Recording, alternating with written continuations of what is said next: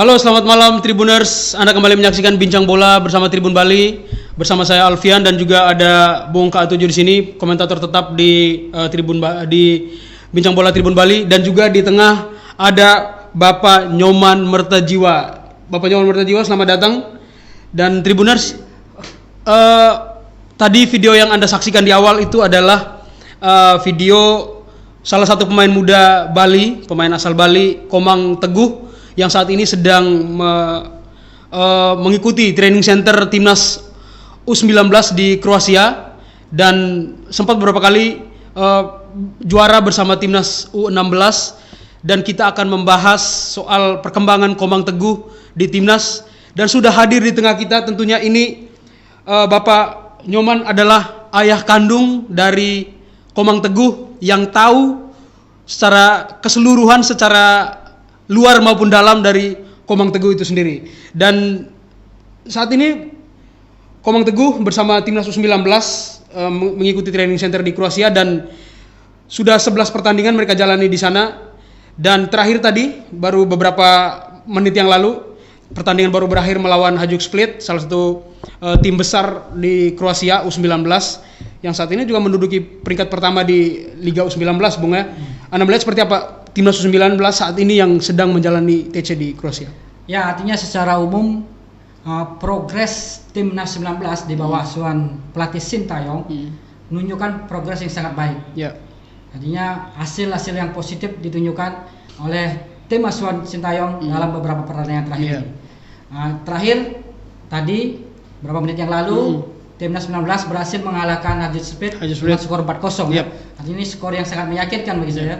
4 gol dicetak oleh Bagas, kemudian gol kedua oleh Ahran Pratama lewat titik penalti, kemudian Beckham Putra juga mendapat gol dari titik penalti setelah salah satu back Hajduk Split sengaja menangkap bola. Tendangan dari Supriyadi yang bola harusnya sudah gol tapi dihalau dengan tangan sehingga kartu merah, mendapatkan penalti yang dieksekusi dengan baik oleh Beckham Putra. Kemudian gol keempat dicetak oleh Jack Brown, pemain keturunan dari Inggris. Ini menjadi gol ketiga bagi Jack Brown. Yang menarik bahwa dalam pertandingan tadi juga Sintayong langsung mencoba salah pemain keturunan yang dari Jerman ya. Dua Mahesa ya. Jadi kakak beradik ya, Noah Mahesa dengan Kelana Mahesa langsung diturunkan secara bergantian, dan saya kira keduanya memberikan dampak yang baik bagi tim ini. Kita lihat bahwa progresnya memang sangat-sangat baik, Bung. Selalu mengalami peningkatan. Kita tahu dari timnas ini mengawali TC di Kroasia dengan hasil yang kurang maksimal. Pertama kalah dari Bulgaria dengan skor 3-0 ya. Kemudian kalah lagi lawan Kroasia, sampai telak lagi 1-7. Ini dua pertandingan yang awal yang memang hasilnya belum meyakinkan ya. Kemudian di pertandingan ketiga kita berhasil menahan imbang Arab Saudi 3-3. Saya kira ini menjadi momentum kebangkitan dari timnas karena saat itu kita sempat tertinggal 3-0, kemudian bisa menyamakan kedudukan menjadi 3-3. Inilah yang menjadi momentum kebangkitan pemain-pemain timnas. Mereka mulai percaya diri bahwa mereka bisa meraih hasil yang lebih baik. Sehingga di pertandingan berikutnya kita bisa menang dengan lawan Qatar, salah satu tim kuat juga di Asia dengan skor 2-1. Kemudian bermain imbang lagi dengan Qatar 1-1. Kemudian kita kalah melawan Bosnia ya 1-0. Padahal saat itu main baik ya. Kita juga bahkan mengurung pemain-pemain kita mengurung. Kurang beruntung kita kalah 1-0 dengan skor yang tipis ya. Kemudian kita bisa menang melawan Dinamo Zagreb ya 1-0 melawan klub Kroasia. Kemudian menang 3-0 lagi melawan NK Dugopolje 3-0. Saya kira skor yang sangat baik, artinya progres terus meningkat. Kemudian kita menang lagi melawan Makedonia Utara, timnas U19 Makedonia Utara dengan skor 4-1. Ini sangat baik. Jadi progresnya terus meningkat. Kemudian di pertandingan berikutnya Makedonia Utara kita bermain imbang karena saat itu Sintayong sudah mulai merotasi pemainnya sehingga skor 1-0. Kemudian terakhir kita mencetak kemenangan 4-0. Artinya progresnya sangat baik.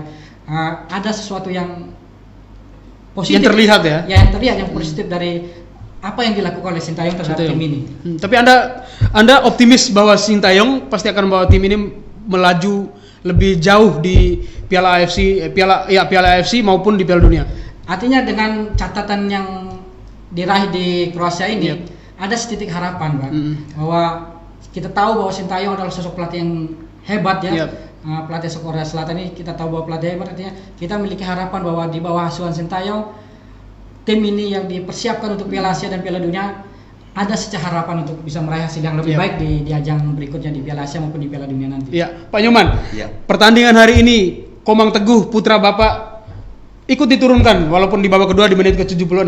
Bagaimana Bapak melihat persaingan Komang Teguh di Timnas U19 sejauh ini?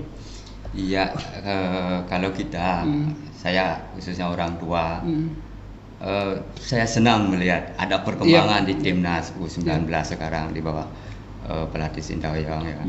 Tapi masalah dia dapat bermain cadangan, nggak bermain atau dia pemain inti, untuk saya itu karena itu di sana bersaingan ketat sekali. Tinggi, ya. Jadi wajar di sana.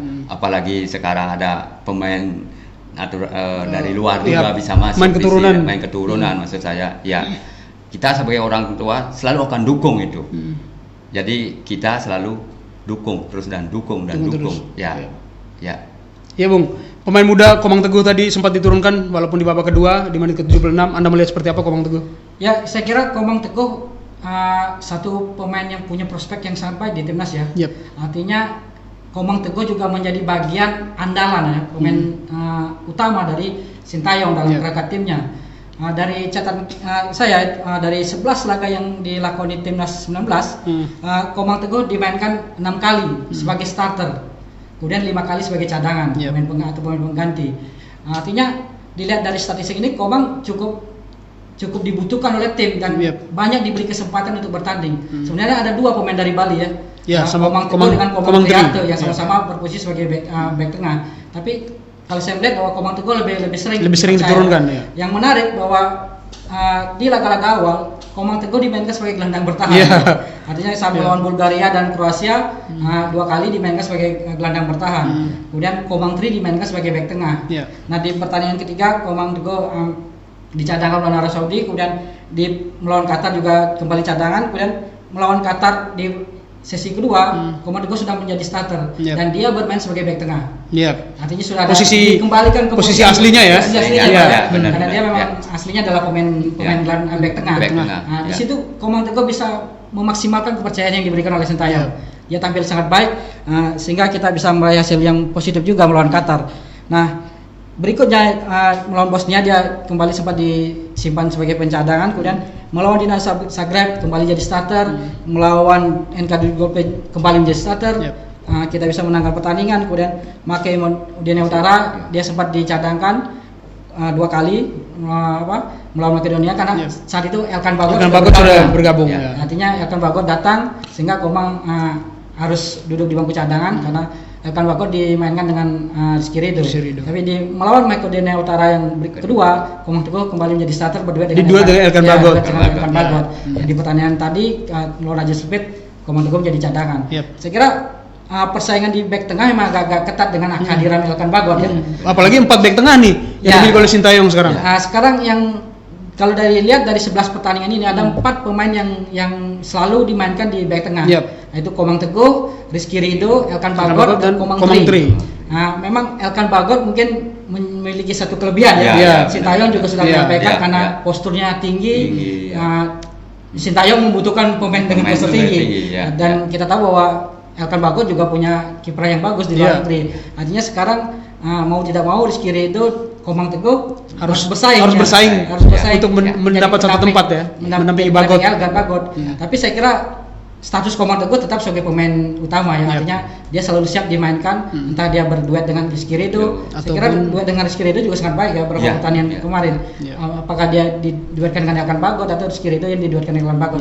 Komang Tri sangat kita sayangkan ya. Dalam beberapa terakhir performanya agak menurun sehingga dia sudah mulai jarang dimainkan.